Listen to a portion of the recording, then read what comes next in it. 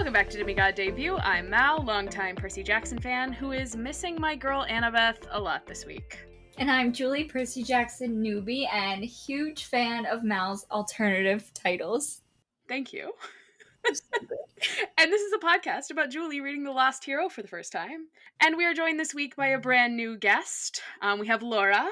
Hi! It's a new and different Laura than the Laura we've previously had.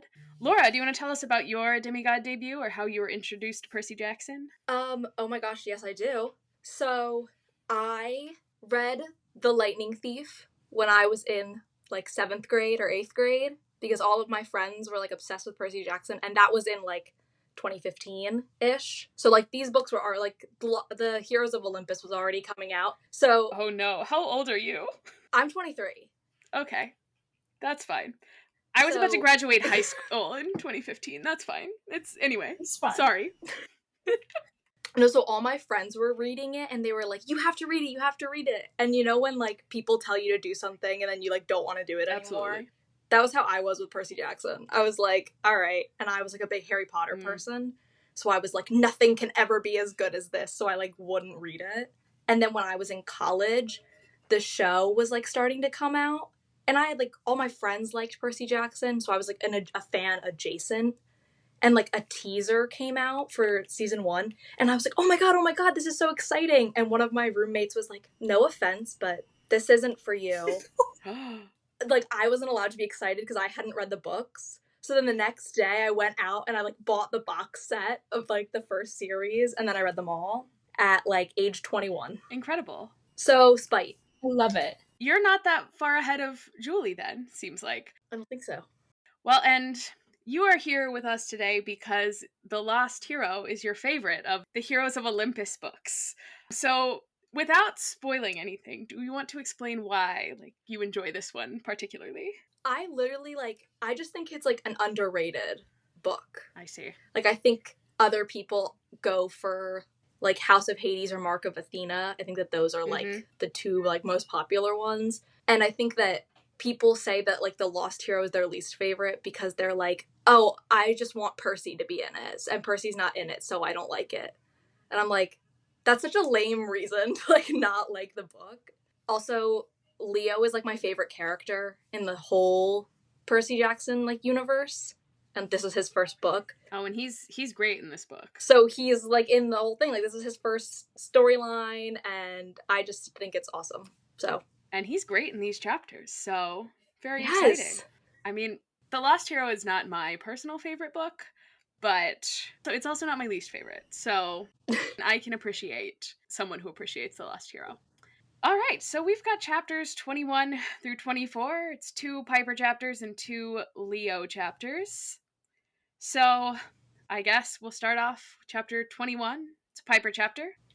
And so we are back on our dragon, leaving Quebec. And Jason tells Piper that she was amazing back at Boreas's. And Piper thinks about her whole saving her dad subplot and tells him in French that if he knew the truth, he wouldn't think she was so amazing. And she's using her new French power for evil a little bit here. Because when he asks what she said, she tells him, oh, I only talked to Boreas. It wasn't so amazing. So she's lying. Jason says he thinks it's pretty amazing that she saves him from joining Keane's Sub-Zero Hero Collection. And I really just enjoy that he called it that because it makes me think of Hercules. Sub-Zero to hero in no time flat. Just like that. We also, in these chapters, we do a lot of thinking about, things that have already happened. And it feels a little bit like they're hitting us over the head with, these things are important. And so the first sort of time that happens, Piper is thinking about Boreas's weird reaction to Jason's tattoo. And the way that he seemed to think that Jason was some sort of Roman and that Romans don't mix with Greeks. Curious. And she says until now she'd sort of dismissed his feeling that he didn't belong here, but now she's kind of worried, could he be an enemy? Our good friend Leo kind of grumbles about Keane and how he can't believe she wasn't as nice as she looked, and, that whole thing is what it is. And then Piper starts thinking about how Leo is probably hiding something too, given how the Boreads said he smelled like fire. So basically, we're all lying and keeping secrets here. And, Jason's so good at it, he's even keeping secrets from himself. Exactly. Also, they start to eat sandwiches as they fly. Like, this is such an inconsequential detail, I wouldn't even bring it up, but Piper is eating a cheese and avocado sandwich. And that just, it sounds sad to me. I'm so glad you brought that up because I did like a quick like reread of these chapters like an hour ago and I like wrote notes down and literally the first thing that I wrote is that I feel like Rick Riordan has never met a vegan or a vegetarian. Because why is she eating that sandwich? It's just, it feels like what someone gives you as kind of an afterthought when they're like, oh right, I forgot you're vegetarian and you don't eat meat. Cheese and avocado. Yeah. Also, that sounds like a texture nightmare. Yeah, it sounds very squishy. Yeah. Julie, as a vegetarian, do you have a go-to sandwich? Yes. You ready for this? Yes. If it's cheese and avocado, I'm gonna die. No. I was gonna say. No. So we've got on one half, we have just like plain or like a garlic hummus on one slice. Ooh. On the other slice, I will do an avocado spread. Okay.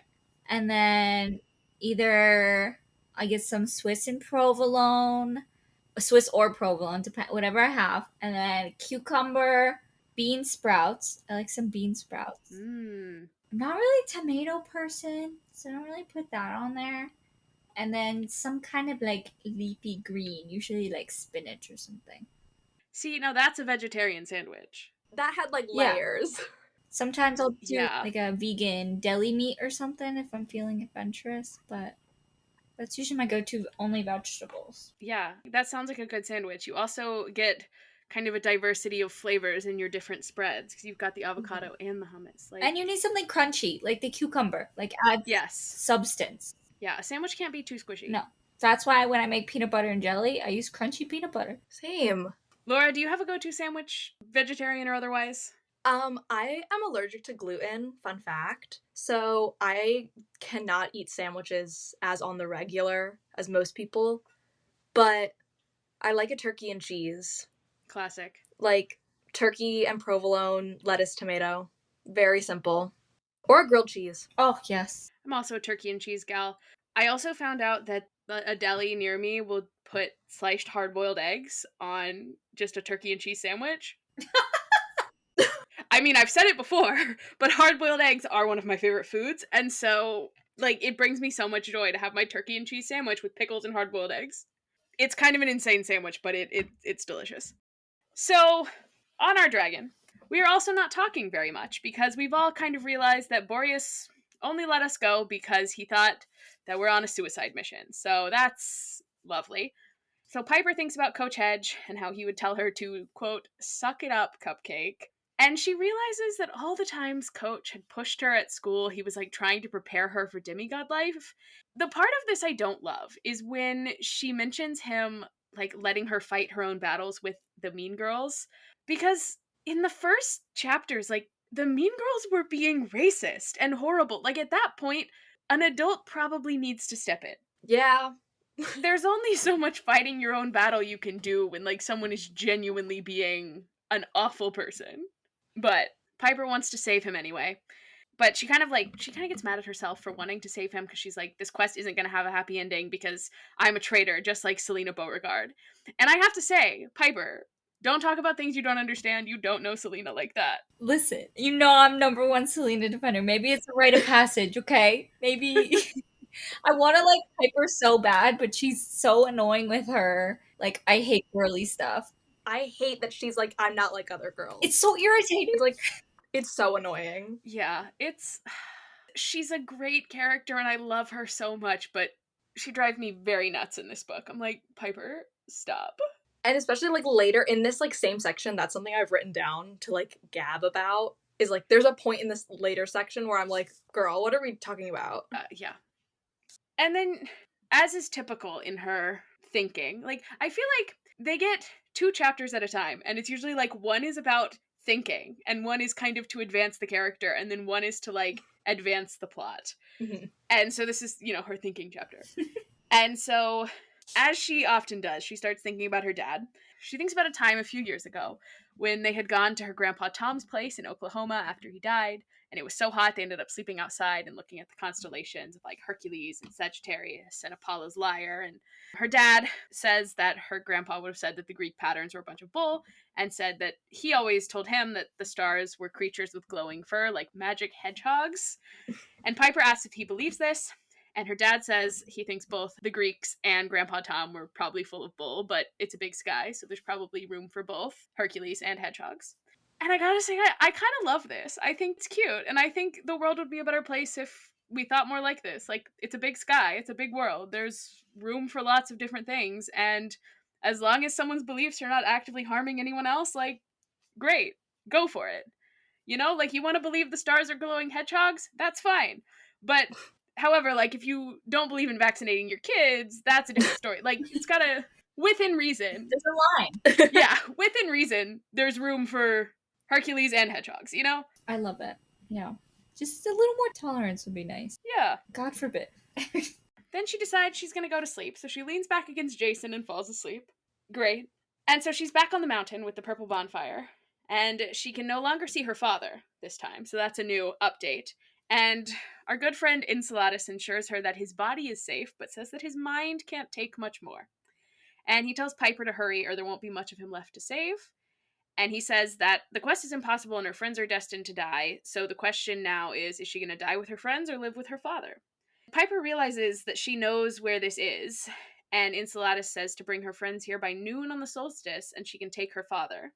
Piper decides she's gonna try to save her father and her friends, and Enceladus says she needs a lesson in humility and wants to show her how easy her rebellious spirit can be brought to the ground. And then she wakes up falling through the air. And so that's kind of our Piper feelings chapter. I think that it's crazy that he writes all of his chapters, and I feel like 50% of them end with him being like, cliffhanger! I know.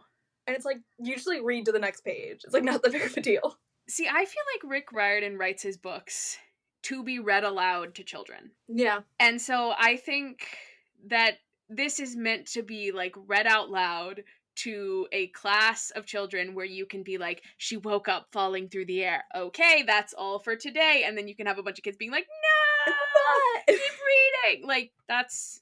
But also, I mean, I guess you get that effect as well when you're like 10 and you can only read so many chapters at a time, and you're like, oh, I have to stop, but I don't want to stop. So I guess it's a similar idea. All right, so my silly little title that I gave this one last time is The Sky is Full of Magic Hedgehogs, because, like I said, I thought it was cute. And I love a silly chapter title. So any other ideas for chapter titles for this one? I think that that's perfect. It was so cute. I love that one. I enjoyed that one. For both this week's chapters and next week's chapters, I'm like, I feel pretty good about two of them and then not great about two of them. So this was one that I was like, I think this one's cute. Very cute. 10 out of 10. So chapter 22, we're falling to our deaths. The chapter break here is reminding me a little bit of, you know, when a show that like first came out on cable and had commercials moves to streaming and then like loses its commercials. Like sometimes you get a scene where the characters will be screaming and then it will cut to black for like 2 seconds and then go right back to screaming because there's no longer a commercial there. Like, I feel like Avatar does this quite a bit. Airbender, not blue people. I don't know, I just feel like I remember this happening a couple times when I watched the show on Netflix, but that's what this feels like to me, because like you said, even though it's a cliffhanger, you can just flip the page and go to the next thing. So it's like, we're falling to our deaths, we're screaming, cut to black, flip the page, okay, we're screaming again. And so Festus is malfunctioning because it's spinning out of control, and Jason yells at her to extend her arms and legs, and so then he's able to catch her. Piper kind of thinks for a moment, man, I can't believe this is the second time he's hugged me this week. I wish we could do this sometime when I'm not falling to my death. And then, after that, she thinks of Leo and is like, hey, we should go catch Leo. Priorities. I mean, when you're a teenage girl, what else is there? And so when Jason grabs Leo, Leo says that they need to save Festus, but Jason is simply one boy, and he's already holding 2 people, and the dragon is very big. And then there's a huge explosion as Festus hits the ground, so not great. And also, Jason has a real hard time flying both Leo and Piper, and so he's kind of just doing, like, intermittent slow down things that Piper says feels like going down a massive staircase. And then he loses it entirely, and they fall through the roof of a warehouse. Piper unfortunately lands on her feet on a catwalk and breaks an ankle. And somehow Jason and Leo make it to the ground in better shape than she did. So I'm not really sure what happened there and how she's the only one that got injured, but I envision that Jason, like, drops her, and then he and Leo are just, like, tumbling, like, in a cartoon, and then that's the only way. Because Leo says he's like, oh, like, you're laying on me or something like that. But it was giving, like, that they landed, like, and that's how they were. I can't imagine that falling, like, 100 feet out of the air would leave you completely uninjured in any form. Right. And maybe there's like a last minute air cushion or something for the two of them that we couldn't do for Piper. I don't know. Jason and Leo immediately run up to her. Leo is immediately like, "Are you okay?" "Oh, no, you're not." And I just have to say, if I am ever in an accident, please gaslight the hell out of me. I want, like, you're okay, you're fine, it's not even that bad. Which, this is kind of Jason's approach to the situation. He's like, you're fine, you'll be fine. So then he decides he's gonna ask Leo for some first aid supplies because he seems like a guy that would have first aid supplies. And as his first aid supplies, he produces a wad of gauze and a roll of duct tape from his tool belt. Classic first aid supplies. And this is also where we find out that Leo's tool belt is magic, and he can summon pretty much any tool plus other helpful things. And he pulls out some breath mints and offers them some. And it says, like, Jason snatches the mints away, which feels kind of rude. Like, I get now is not the time, given that Piper is laying here injured, but having a breath mint isn't gonna kill her. Like, maybe it'll distract her. Yeah, and also, I'm like, if you're gonna do first aid on me, I would prefer that you have a breath mint. Personally, but also imagine if Leo's like, does anybody want a breath mint? And Jason's like, yeah, Piper could really use one.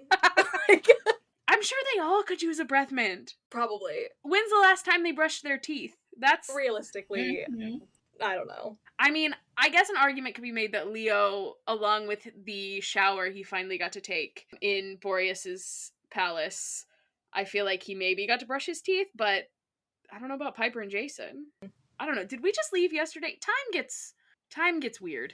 I don't know what day it is. They do so much. Yeah. And also they'll just be like, we're asleep and now we're awake. And it's like, I have no idea how much time has passed since you were asleep. Yeah, because sometimes they just, like, sleep in the middle of the day because that's when they can sleep. But it makes it really hard to determine, like, okay, has a day passed?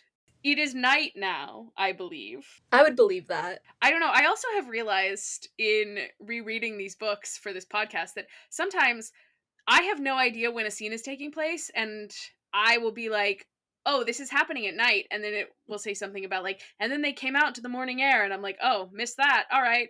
Truly, I don't know what time it is. Jason also, like, looks at Leo and is like, oh, can you fix her ankle? And Leo's like, maybe if she was a car. Like, this trio is so fascinating to me because they have just, like, no immediately useful skills among them because none of them know what's going on. Like, Jason has useful skills, but he doesn't know enough to, like, know which ones he should be accessing.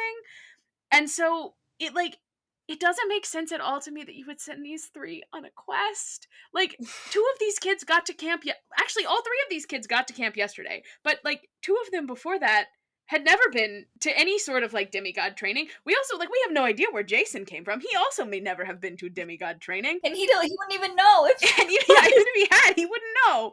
And then you're gonna send them on this supposedly impossible quest? Like, even thinking back to the Lightning Thief, when Percy was 12, Annabeth at least had been at camp for 5 years, and Grover had been, like, out looking for half-bloods for at least that long, so, like, they had some usable experience. They also had more days at camp to kind of get a feel for things. Like, Percy had kind of been taught some things, and he at least got to play a game of capture the flag before the quest. Like, this just, it stresses me out that they have just sent these kids out into the world with nothing. Like, they know nothing. That, to me, though, is, I feel like, what makes it so charming. Like, they're dumb. They don't know anything. And I respect them so much for it, because it's exactly what the way that they act is exactly how I would act. I'd be like, yeah, no, I don't know how to, like, set someone's broken foot.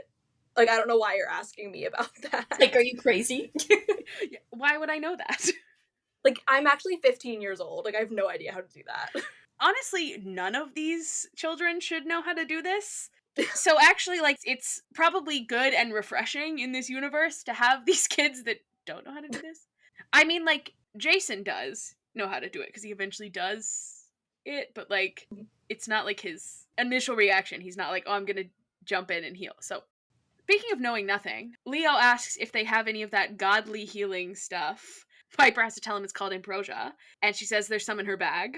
Jason grabs some and gives it to her, and I don't know if we've heard from another character besides Percy about what ambrosia tastes like, because for Percy, it tastes like his mom's chocolate chip cookies, and for Piper, it tastes like her dad's black bean soup that he used to give her when she was sick as a kid. So there's kind of this theme of like childhood comfort food being the taste of ambrosia. I feel a little left out because I don't know that I have a childhood comfort food that would like make good ambrosia flavoring. Because like my favorite food as a child was buttered noodles. Or occasionally I would have a salad with no lettuce, just toppings. That was fire. Wait, what did you eat then? So when we were left alone with our grandparents, which like wasn't very often, they would take us to this arcade that had a buffet and there was a salad bar. And so since my parents weren't around, I wasn't getting vegetables. So I would fill a plate with shredded cheese, bacon bits, and hard-boiled eggs and cover it all in ranch. Oh God, Mel. So maybe that's what ambrosia would taste like to me. I mean, is that not just like kind of like a deviled egg? Honestly, yeah. I mean, it's just like cheese with like some bacon. So Yeah. feasible. Totally makes sense. It's like a deconstructed deviled egg. Yeah. Do y'all have a comfort food that you think would be ambrosia? I don't know. It does give me a weird vibe. I get this with Percy too. She's like, "Oh, this food that looks like a lemon bar." And then I'm eating it, but I'm tasting this like liquid black bean savory soup. Yeah. Like I don't think that my brain could like handle that if I was like, "Oh, I'm going to eat this thing that looks like a brownie." And then I'm eating it and it's like lasagna. Yeah. I'd be like, no. That would freak me out. Because I think with Percy, I think it's nectar, actually, that tastes like the cookies. Because I think he's like, oh, it looks like apple juice, and then it tastes like cookies. Like you're like drinking cookies. Yeah. That doesn't sound appetizing to me either. Maybe I'm just a hater. No, it definitely doesn't sound appetizing. Julie, did you have a childhood comfort food? So my aunt would make these, we would literally call them like heavenly bars. It was like a shortbread cookie mixed with almost like fudge. Oh. That sounds really good. Yeah, and she'd like cut them up into like little bars. Every time like she visits, I'm like, you have to bring them. Like you have to make them and bring them. Or like give me the recipe so I can make them. But like I will sit there and eat like an entire plate. Like I could eat an entire plate if I wasn't like, oh, you guys can have some, but like I don't know what it is. It's so good. See, that would be a good ambrosia flavor because you bite into something that looks like a little Dessert? bar and it Yeah. tastes like dessert. Yeah. Yes. Yeah. Good. There has to be some like harmony there. Yes. So now it's time for Jason to set her foot. Despite him asking, Leo to fix it, he's like, okay, I'm gonna set this broken foot. I don't know. It's very interesting that he doesn't ever know that he can do something until he kind of just does it. He sets her broken foot, and when he does it, Piper like flinches and punches Leo in the arm and says he almost yells as much as she does, which that's funny. I enjoy that. And when it's all over, she's got a nice little splint made of plywood, gauze, and duct tape. Demigod staples. And Piper wonders where they are and what happened. Leo says Festus kind of jerked like he hit an invisible wall and started falling. And she remembers the end of her dream and wonders if Enceladus managed to do this. But she kind of thinks, why would he need her to bring Jason and Leo to him if he was powerful enough to do this? And as for where they are, they're in Detroit at Monocle Motors, a closed car plant. And we've made it pretty far from Quebec, but we are still pretty far from Chicago. According to Apple Maps, Detroit to Chicago is a 4.5-hour drive, and traveling overland isn't really an option. It's also like a 5-day walk. And we don't have that many days, because when we started, we only had like 4 days to the solstice. Like we're eating up time. Yeah, a lot's gotta happen before, we gotta save Hera. So Leo decides he's gonna go off and he's gonna look for Festus, see if he can fix it. He tells Jason to look after Piper. So I think this might be the first alone time that Jason and Piper have. Jason gives Piper a smile that she says reminds her of when he kissed her for the first time on the roof of their wilderness school dorm. And then she very quickly remembers that didn't happen at all. Jason tells her that she looks better, and she doesn't know if he means her foot or the lack of, like, magical makeup, but also she's pretty sure that she must look horrible right now. And then she gets kind of upset that she even, like, cares about this, because she's never cared about this before, and she's like, if this is a thing because of Aphrodite, I'm gonna, like, track my mom down and kill her. Like, just, it's hard to be a teenage girl. So sorry to anyone out there who is listening to this, who is one. It gets better. This is the part that I was like, Piper, what are we talking about? Because she's Yeah. like, if I start caring about the way I look, I'm gonna be so mad, because I hate when girls care about how they look. It's like, Piper, I think we need to calm down. Like, unfortunately, it doesn't make you better Yeah. than other girls to not care. It simply doesn't. It's also like, I can't blame her. I can only blame Rick, because he definitely thought that he was like, I'm cooking here, guys.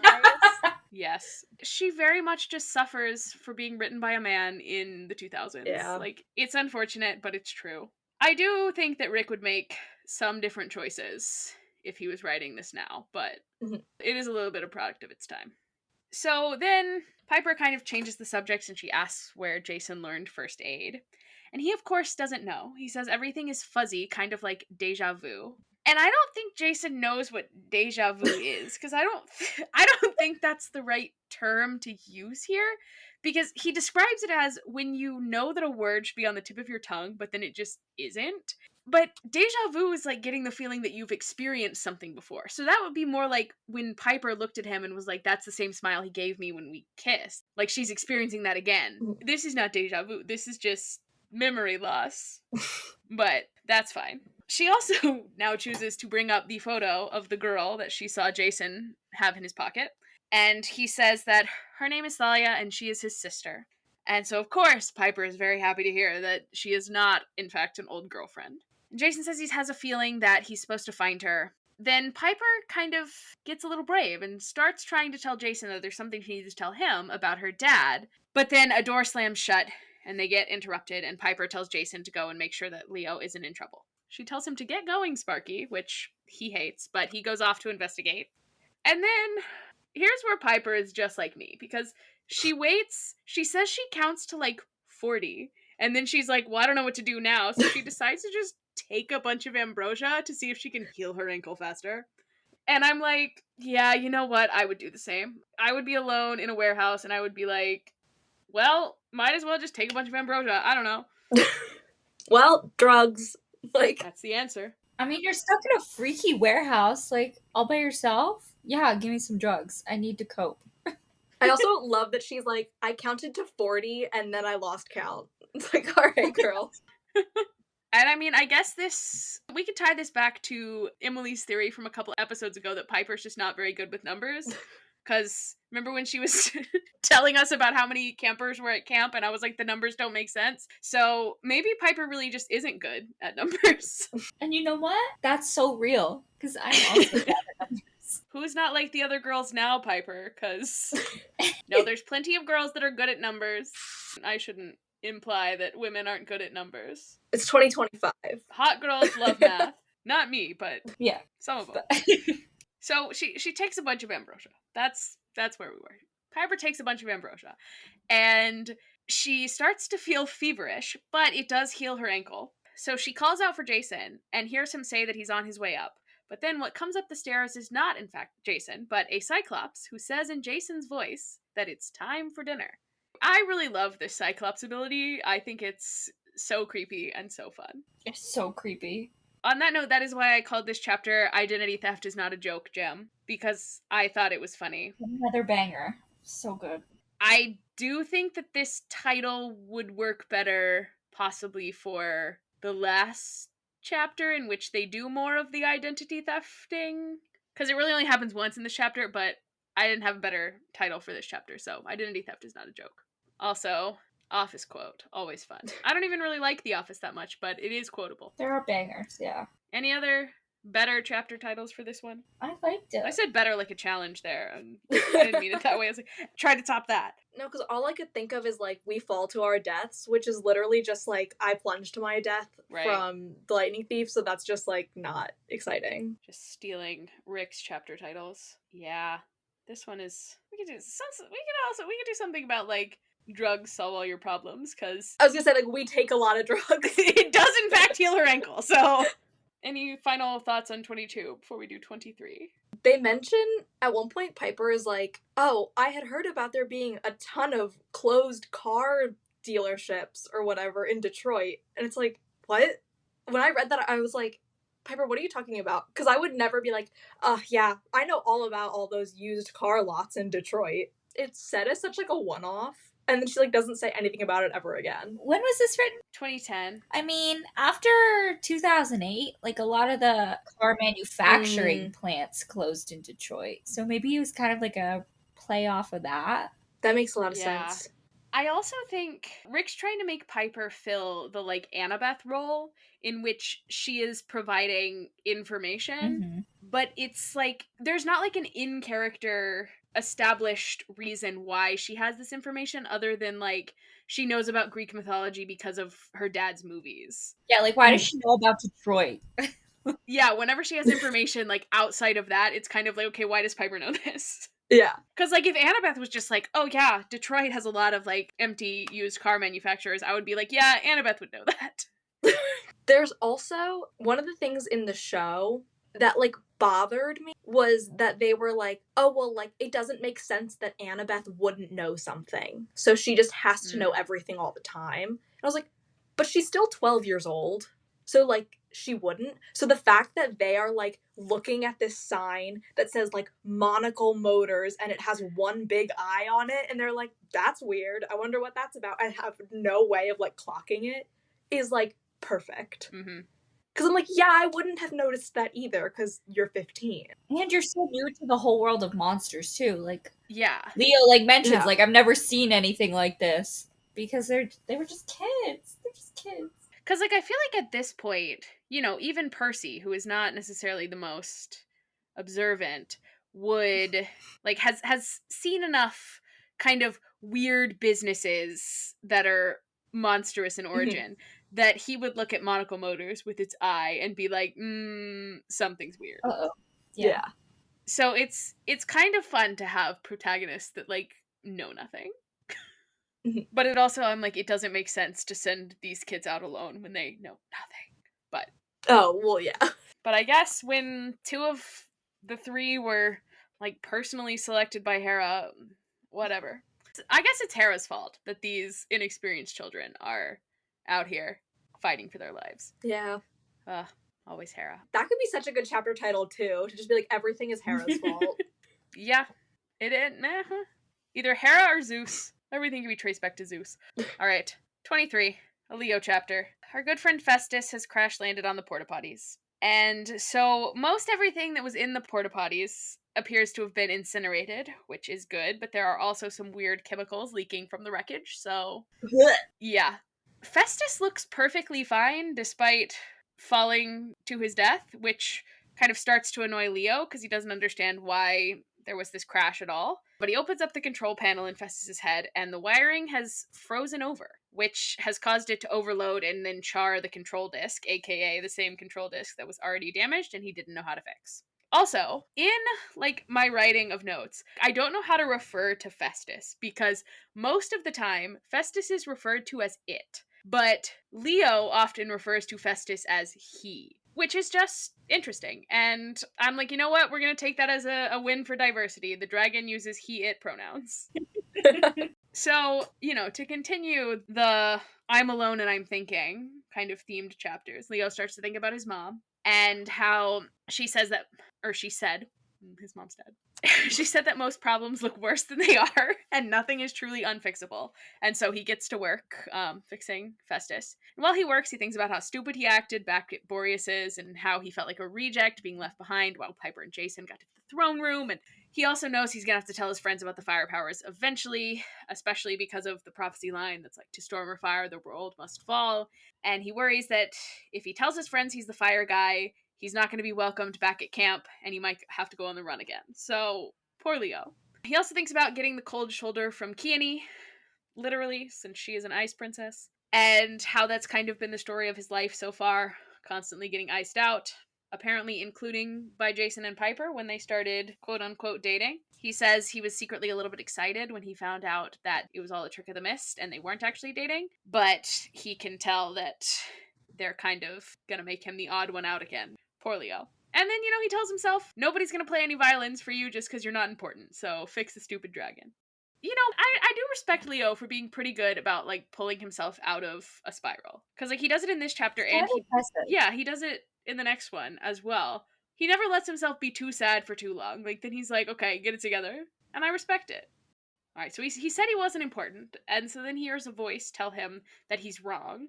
And the ground and also the, like, porta potty chemicals start to form a sleeping woman's face who tells him that in some ways he is the most important of the seven, just like the control disc in the dragon's brain, because without him, they will never reach her, and she will fully wake. And Leo clocks that this is the woman who killed his mom. And she says that she's his mother too. She's the first mother.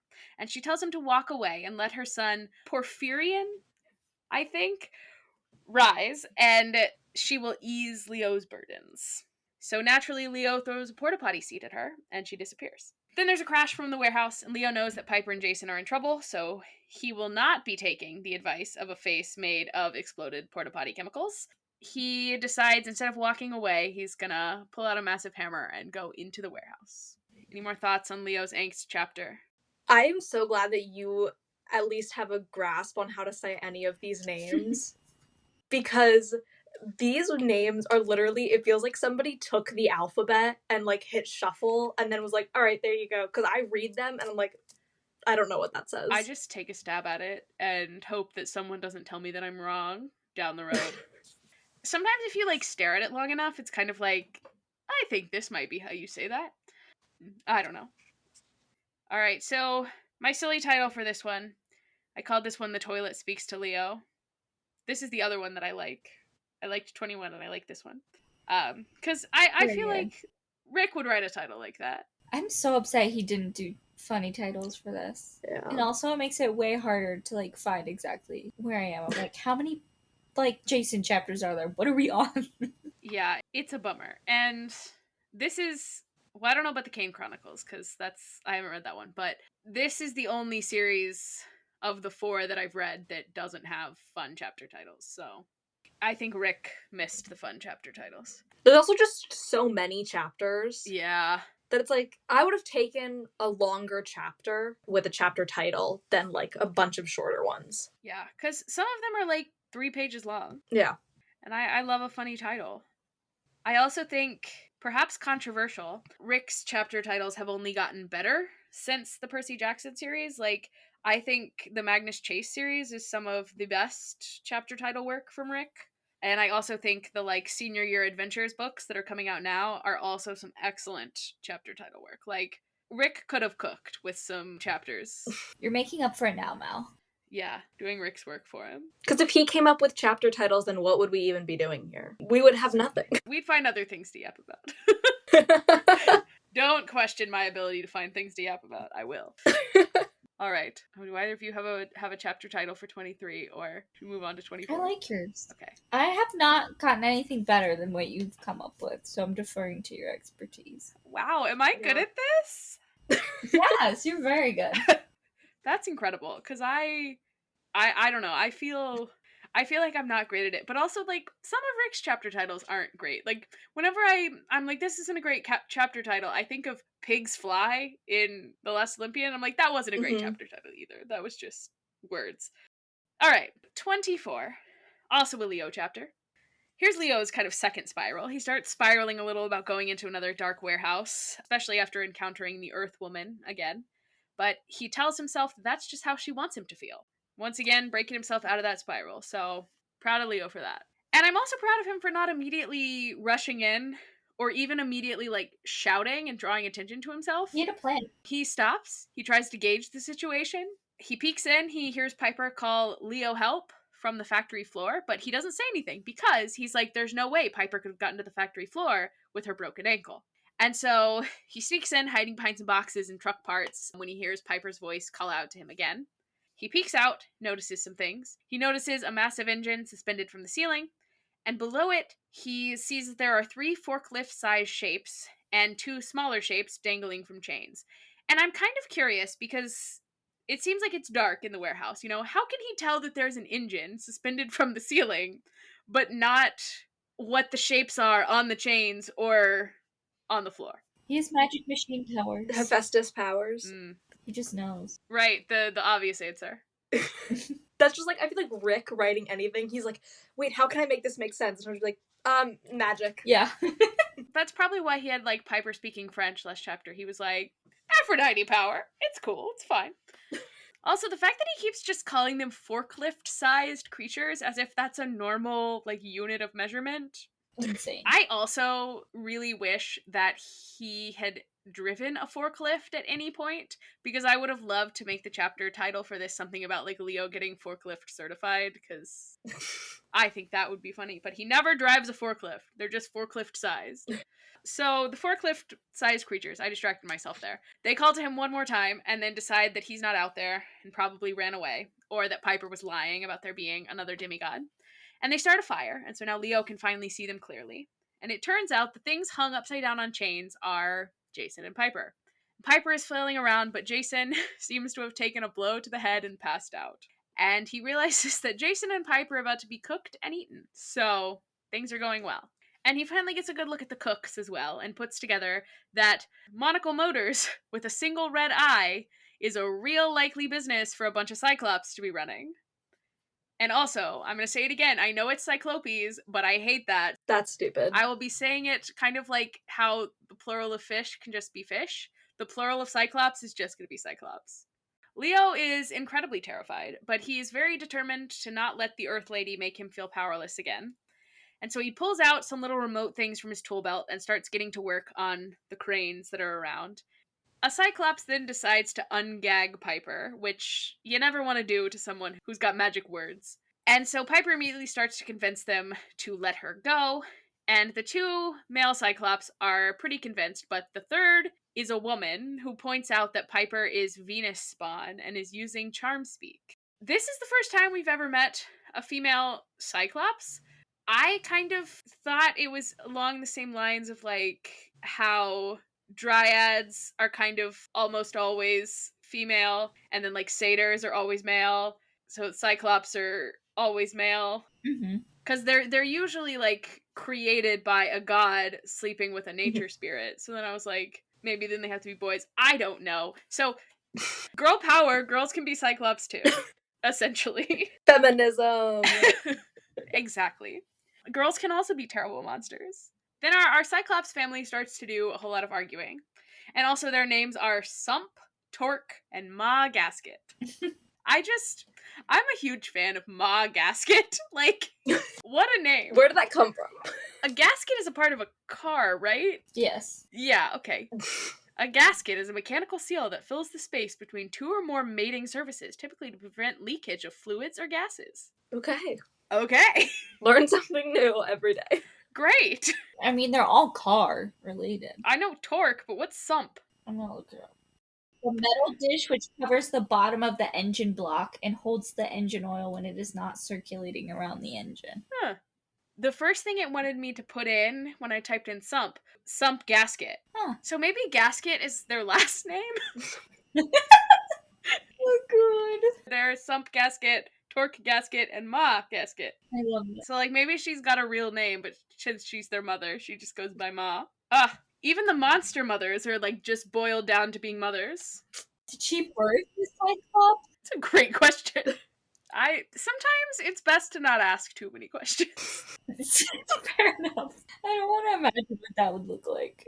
I also just picture Ma Gasket as, like, that one...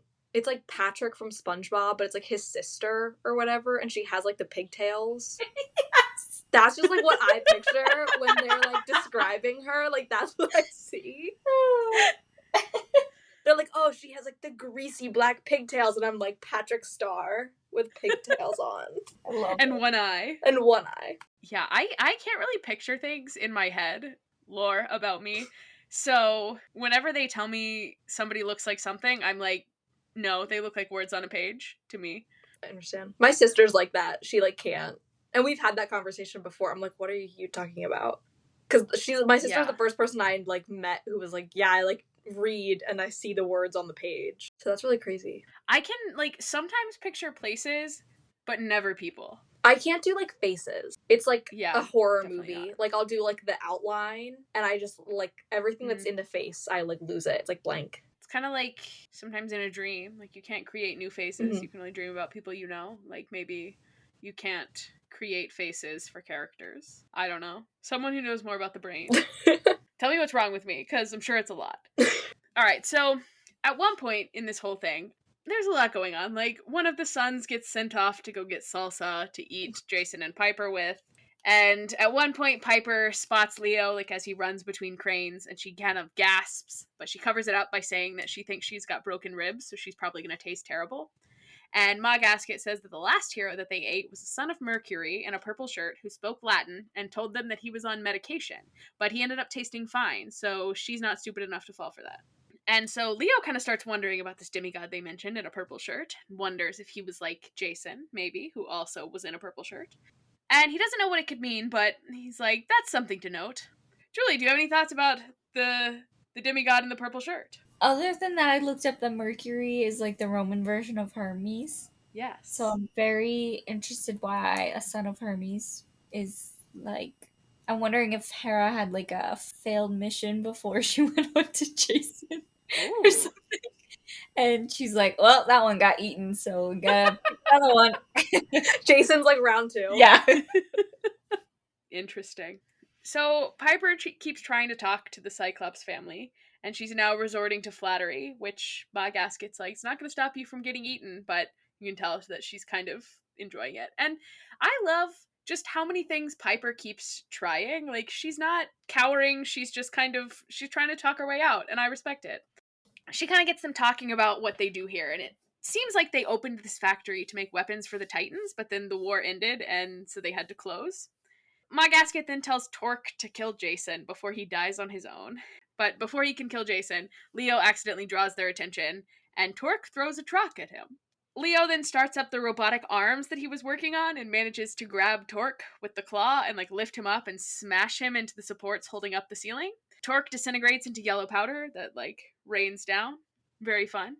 And then at this point, Sump returns with the salsa and is immediately thrown by the other metallic arms so hard that he too explodes into dust. Leo's feeling really great about all of this. He calls himself Commander Toolbelt, but he's really made Ma Gasket mad by killing her sons, and so she destroys his cranes. And he says, all of a sudden, the future doesn't look so great for Commander Toolbelt. Just the immediate switch up is very funny to me. He's like, yeah, feeling like Commander Toolbelt. Then it's like, things don't look great for Commander Toolbelt.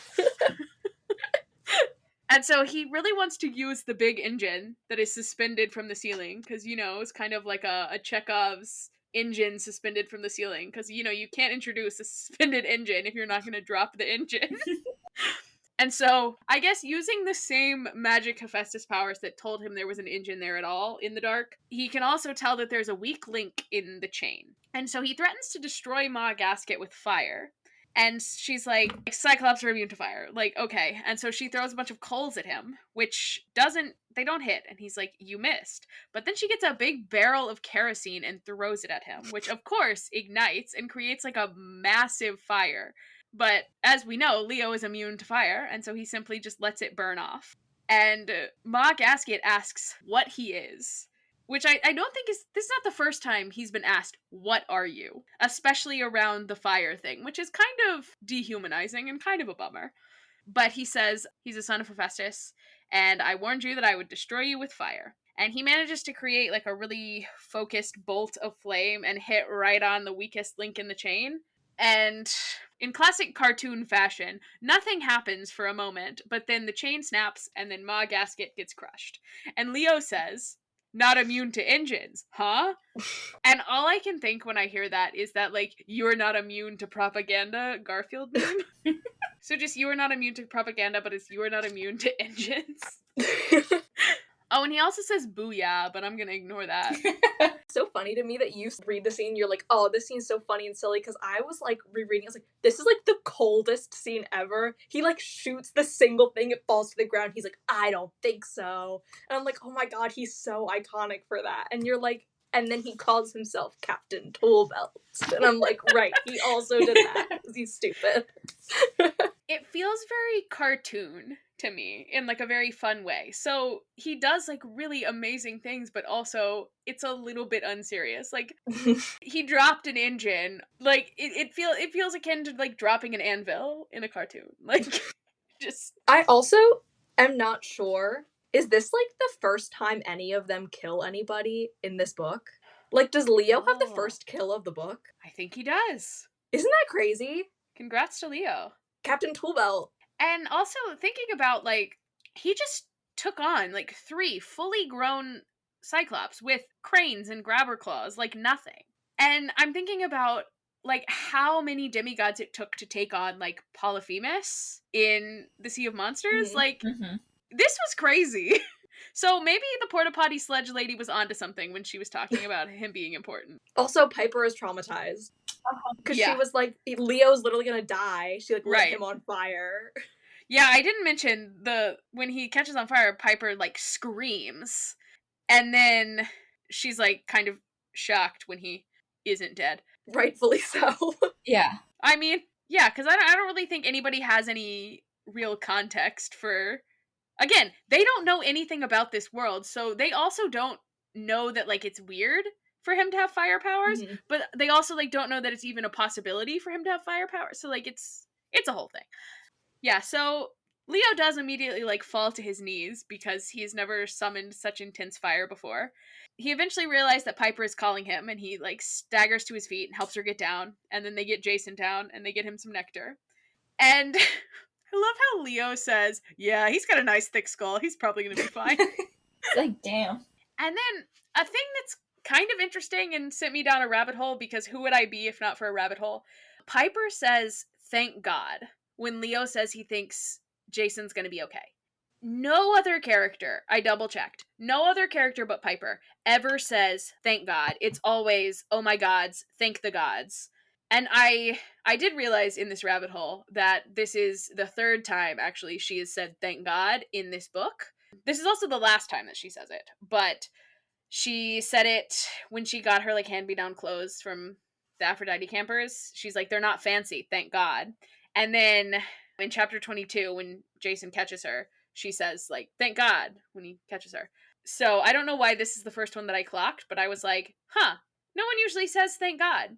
And across the 10 Percy Jackson and Heroes of Olympus books, no one else thanks God. It is just Piper 3 times in the beginning of this book. And interestingly, later, Piper does say a thank the gods. So it almost feels like a habit that she was in coming to camp that she then like got out of as she got more into this world. But I don't know. I just thought it was interesting. Or maybe it's not at all, and I'm just... No, because I also clocked it. I clocked the same one. Yeah. So I didn't notice that the other 2 were even there. But I also think it's interesting that, like, I think it says it in, like, earlier chapters that, like, a lot of Native American tribes, like, they believe in, like, multiple gods. And so, like, her dad didn't really raise her on that either. Mm-hmm. So, like, it wouldn't even make sense in that context for her to say it as, like, a plural. So she almost says it as more of, like, a... People just casually say that as, like, singular. Yeah. As, like, a slang thing. And now as she's, like, growing into, like, being a demigod, she's, like, adopting that. I don't know. It was just kind of a interesting. This is the first one that she says out loud, though, so I wonder if that's why this one, I don't know, sticks out a little more, but yeah. So Piper then asks Leo if he's always been able to do the fire thing. I just find it interesting that his choice of words is to say, yes, I'm a frickin' menace. And then he says he's sorry he didn't tell them sooner. And Piper just like punches him and says it was amazing. Like, why is he sorry? But I feel like the why is he sorry is because he believes himself to be a menace. Like, he believes that this is a bad thing because in his life, up until this point, it has been nothing but a bad thing. Also, he should own it because he was a freaking menace to these Cyclops and it rocked. And then, in bad news, we notice that the yellow dust looks like it's starting to reform, which Piper says isn't possible because Annabeth explained to her that monsters go back to Tartarus when they're killed and can't return for a while. And I appreciate how despite never witnessing this herself, she's like, no, that can't be possible because Annabeth told me something different, and Annabeth knows everything. Exactly. Because, like, that would be me too. I would be like, whoa, Annabeth said that monsters go to Tartarus, and Annabeth knows. But she remembers that Boreas said something about when monsters no longer stay in Tartarus and souls are not confined to Hades, that the gods will have reason to fear. So, things are not looking great. And so Leo says that they need to get out of here, and that's kind of the end of this chapter. Last time I called this one the Claw, kind of akin to the little green aliens in Toy Story. I did have to send Julie a gif of the aliens from Toy Story for context, because she didn't remember what I was talking about. But she knows now. I mean, I already said I would love to have called this Leo Gets Forklift Certified, but he never drives a forklift. I also, now after reading it, would like to call it Leo is a Menace, because that would be good. So this one, there's a lot of options. Any other ideas? At one point, I wrote down, while we were talking about Ma Gasket, I wrote down, we practice cyclops feminism. Incredible. Thank you. That's all I got. Oh, I forgot about this. The other thing I was thinking about, I don't know if you've read The Staff of Hermes. I did not. But you can talk about it anyways, and I'll pretend. Great. Well, just Leo using the cranes and the claws and stuff was reminding me of, in The Staff of Hermes, Annabeth uses a crane to take down the giant that's like stolen the Staff of Hermes. I mean, I don't think Leo is quite as tactical as Annabeth, probably because Annabeth has like 9 years of experience on him, but it's just kind of fun to see them fight sort of in the same way. Whenever I read this chapter and like these specific ones where like Leo is doing something, and it's like, I feel like in any book, they'll be like, Leo was doing this thing, and I just cannot, I have no idea what he's doing. He's fiddling with something, and then he does something to the crane, and then the monsters are gone, and I'm like, yep, like, I have no idea what you just did. Yeah. Machines and magic are kind of the same in terms of my understanding of them. So, someone doing complicated magic and someone trying to make a crane work, both are equally mystifying to me. So, Yeah, agreed. any other thoughts on our chapters? These are good ones. I like this. Yeah. Little section. Like that we're getting into the fighting of things. You know I love a good fight scene. All right, before we get into my next 4 made up chapter titles, Julie, do you have any thoughts or predictions before that? I am still convinced that the dirt woman is Gaia, or however you say that. Still convinced? Have you ever said that? I don't think you've ever said that. Oh, I've definitely written it down. Okay. It's definitely in my notes. So Great. that's who I think is behind all of this. Could be. Okay, so my chapter titles. Well, we'll start with the one that I feel the worst about. Chapter 25 is a Jason chapter, and I've called it Straight Answers. Never heard of her. I think I don't know, I feel like we learn, not that we learn more lore about Jason, but like Jason kind of figures some stuff out, but he once again doesn't know why, because he's useless when it comes to the why of things. And yeah. Excellent. Chapter 26, I've called We Shop at Evil Macy's. First of all, Macy's is evil Macy's. Like, that's just Macy's. Yeah, that's just Macy's. I do love the thought of going to like a evil monster run department store. I think that would be fun. I think they would have interesting things. All the retail workers are going to be monsters at this, wherever they end up. Chapter 27 is a Piper chapter, and I have called this Boy Behavior (derogatory). Jason and Leo get into some shenanigans. Piper has to save their asses. Boy behavior (derogatory) is what my friend's wife says about him whenever he's doing something that she finds annoying. Like, we were at the beach and he immediately like sat down and started digging, and she was like, that's boy behavior (derogatory).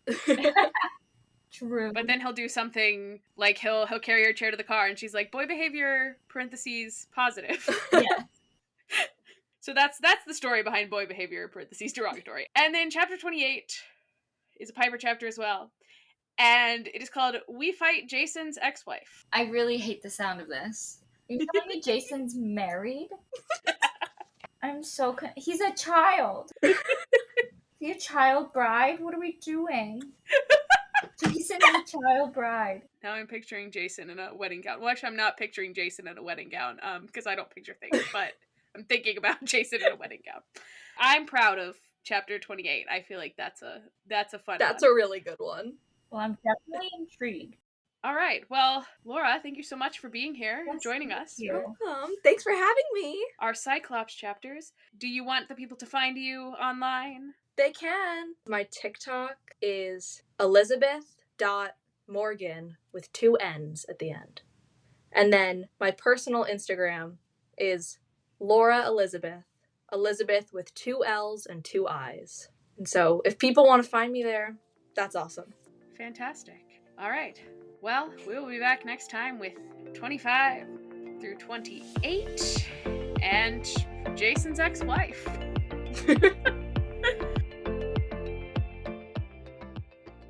Hi, you can find us on social media at DemigodDebutPod. You can also find the links to all of our socials in the episode description. If you enjoy consuming this podcast, please consider leaving us a rating or review wherever it is you are listening. See you next time. Bye!